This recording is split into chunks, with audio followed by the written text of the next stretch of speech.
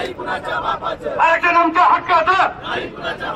अरे कोण म्हणता देणार नाही, कोण म्हणता देणार नाही. जरंगे पाटील तुम आगे बढ़ो, जरंगे पाटील तुम आगे बढ़ो. सर्वांना विनंती आहे, आपण शांततेमध्ये करणार आहोत.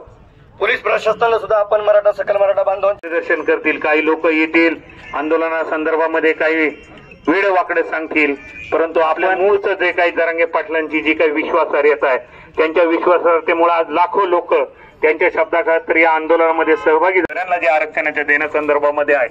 मित्रांनो, हे आंदोलन कुठल्या जातीच्या विरोधात नाही, पूर्णपणे शांततामय मार्गाने आपल्या अधिकारांसाठी, आपल्या हक्कांसाठी या ठिकाणी आपण हे आंदोलन करतोय.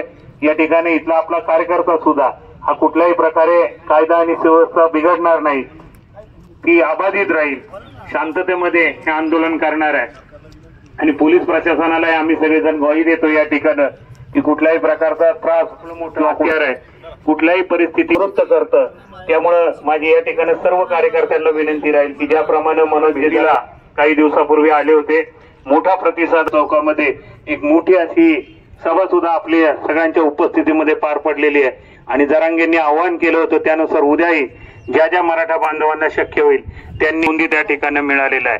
जसजसे दिवस जातील, जसजसं शांततेत हे आंदोलन यशस्वी होईल, तसतसं आपला हा आत्महत्या झाल्या त्याच्यामध्ये मराठा समाजाचे लोक आहेत किंवा आर्थिक आणि बाकीची जर परिस्थिती पाहिली तर ती परिस्थिती बिकट असण्याचा आपण म्हणत नाही, शासनाचा अहवाल आहे. मग एवढं सगळ्या राजकीय पक्षांची तयारी सुद्धा असताना नेमकं घोडं पुढे आडलंय हेच कळत नाही.